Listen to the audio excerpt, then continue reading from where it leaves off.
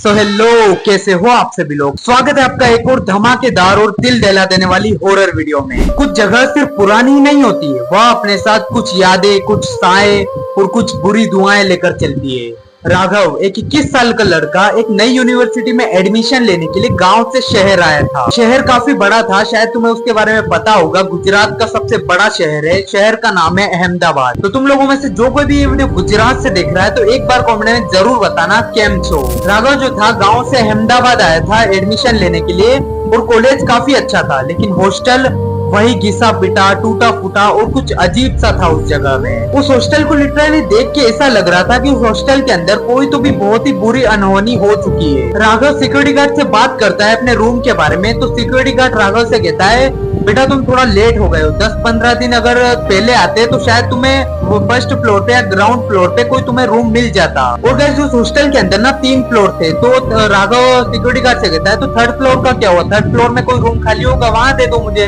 इतने में जो सिक्योरिटी गार्ड था वो थोड़ा सोच में पड़ जाता है और सोच के राघव से कहता है कि बेटा थर्ड फ्लोर में सिर्फ एक रूम ही खाली है, रूम नंबर 309। तो उस रूम में तुम एडजस्ट कर लोगे क्या? क्योंकि इस हॉस्टल में हर एक रूम में मतलब 2 से 3 बंदे रहते हैं, तो तुम अकेले एडजस्ट कर लोगी क्या वहाँ पे? इतने में जो राघव था वो हंस के सिक्योरिटी गार्ड से कहता है, अरे अंकल कैसी बात कर रहे हो, अगर कोई भी नहीं रहेगा रूम में तो और अच्छा है ना मेरे लिए। तो मैं अपना आराम से पढ़ाई करूंगा, किसी चीज में दिक्कत नहीं होगी, तो आप मेरा सामान शिफ्ट करवा दो, मैं एडजस्ट कर लूंगा। तो सिक्योरिटी गार्ड कहता है, ठीक है भाई, अगर तुम एडजस्ट कर लोगे तो मैं आपका सामान शिफ्ट करवा देता हूँ। जैसे ही कोई बच्चा आता है अपना रूम लेने के लिए तो मैं तुम्हें सीधा तुम्हारे रूम में उसको भेज दूंगा। सिक्योरिटी गार्ड थर्ड फ्लोर पे राघव को ले जाता है और उसका सामान रूम के बाहर छोड़ता है। सिक्योरिटी गार्ड था वो जल्दी से वापस नीचे आ जाता है। राघव जैसे रूम के अंदर जाता है तो राघव देखता है रूम काफी ठीक ठाक था। एक बेडरूम था, एक अलमारी थी और एक मिरर लगा हुआ था, उसमें थोड़ा सा क्रैक था। तो राघव काफी थका हुआ था, इतना लंबा ट्रेवल करके आया था, तो राघव बिना सोचे समझे अपना बेड पे सो जाता है।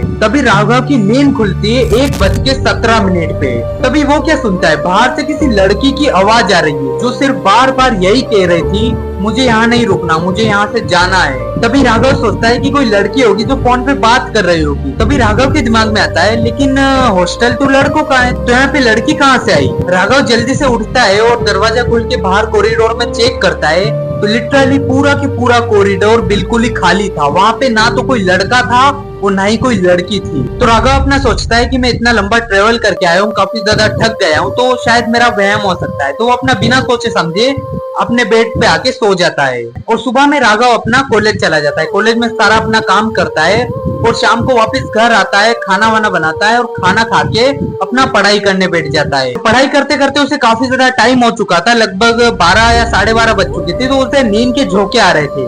तो वो सोचता है कि मैं थोड़ा मुंह धो लेता हूँ, नींद उड़ जाएगी। वो अपना मुंह धोता है और जैसे ही मिरर में देखता है, तभी लिटरली भाई वो क्या देखता है, मिरर में एक लड़की खड़ी हुई है। और ये देखने के बाद लिटरली भाई राघव के पैरों तले जमीन खिसक गई थी। वो जल्दी से कोई चीज लाता है और धड़ाम से शीशे को तोड़ देता है। बट जैसे शीशा टूटा था ना, तो शीशे के अंदर से कोई कांच टूटने की आवाज नहीं आई थी, बल्कि एक लड़की के चिल्लाने चीखने की आवाज आई थी। और ये सुनने के बाद राघव की और भी ज्यादा फट चुकी थी लिटरली में। राघव फटाफट से दरवाजा खोलता है और नीचे जाता है और सबके दरवाजे नॉक करने लगता है।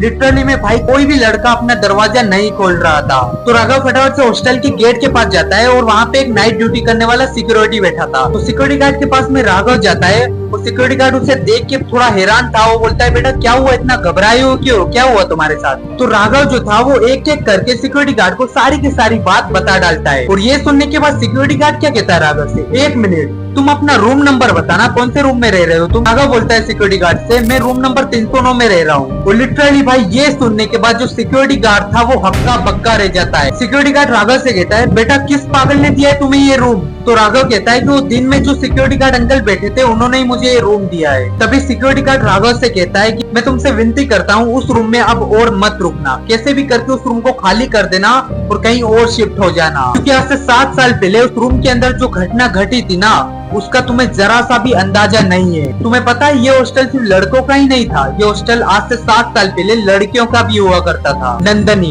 एक 20 साल की लड़की उस रूम में रहती थी, रूम नंबर 309, जहाँ पे अभी तुम रह रहे हो। तभी एक दिन क्या होता है, ग्राउंड फ्लोर के कुछ लड़के थे, 3-4 लड़के 12 या 12:30 बजे थर्ड फ्लोर पे जाते हैं, उस लड़की का रूम खुलवाते हैं और उस लड़की का रेप कर देते सभी मिलके। और उसके बाद से वो लड़की काफी ज्यादा डिप्रेशन में चल गई थी। उसी रात को वो लड़की क्या करती है, तुमने एक मिरर देखा होगा उस रूम में जहाँ पे तुम रह रहे हो, वहाँ पे तुमने एक मिरर देखा होगा।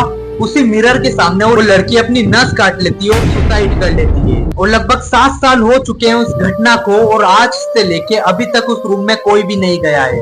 और जो कोई भी उस रूम में गया है वो वापस लौट के कभी नहीं आया है। उसके बाद से इस हॉस्टल के अंदर लड़कियों का आना बिल्कुल ही बंद हो चुका था, और ये हॉस्टल सिर्फ लड़कों का हो चुका है। बेटा तुम मेरी बात मानो, उस रूम के अंदर अब और मत रुकना। किसी भी हालत में उस रूम को खाली करके कहीं और शिफ्ट हो जाओ। एक काम करो, तुम जल्दी से अपना सामान वामान पैक करो और जल्दी से मेरे ऑफिस में आ जाओ और एक रात यहीं पे सो जाओ। सुबह में मैं तुम्हें कोई और रेंट पे अपना रूम दिलवा दूंगा प्राइवेट। राघव जल्दी से भाग के जाता है 3rd फ्लोर पे घबराते हुए, और जैसे अपने रूम में जाता है, रूम नंबर 309 में, तो लिटरली भाई वो क्या देखता है, जो मिरर उसने तोड़ा था ना, वो मिरर बिल्कुल ही सही हो चुका है, जैसे उस मिरर पे कुछ हुआ ही ना था। तभी राघव उस मिरर के अंदर देखता है, तो राघव क्या देखता है कि उसका जो शरीर था वो रिफ्लेक्शन हो रहा है। लिटरली वो बिल्कुल सीधा खड़ा है, लेकिन उसका शरीर रिफ्लेक्शन हो रहा है। राघव फटाफट से अपना सामान पैक करता है और जैसे ही जाने लगता है, वो लास्ट बार उस मिरर के अंदर देखता है, तो लिटरली वो क्या देखता है, उस मिरर के अंदर राघव खड़ा है,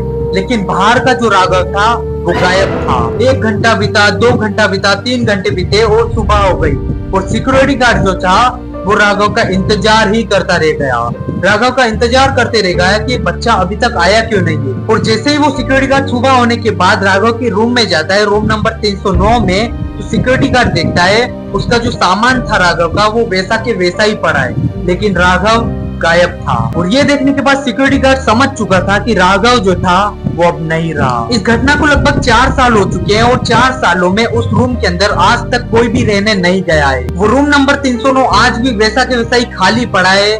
उस रूम के अंदर आज भी वही आवाजें आती है लड़की की, लेकिन उस रूम के अंदर कोई भी रहने नहीं गया है। और जो सिक्योरिटी गार्ड ने उस राघव को रूम दिया था, रूम नंबर 309, उस सिक्योरिटी गार्ड को हमेशा हमेशा के लिए सस्पेंड कर दिया गया है। तो गाइस यही थी आज की हॉरर स्टोरी। मुझे उम्मीद है कि आपको ये स्टोरी थोड़ी सी भी अच्छी लगी होगी। अगर अच्छी लगी है तो जल्दी से वीडियो को लाइक करो, चैनल को सब्सक्राइब करो और एक अच्छा सा कमेंट कर देना। मिलते हैं किसी एक और धमाकेदार हॉरर वीडियो में, तब तक के लिए जय हिंद, जय भारत, जय सिया राम।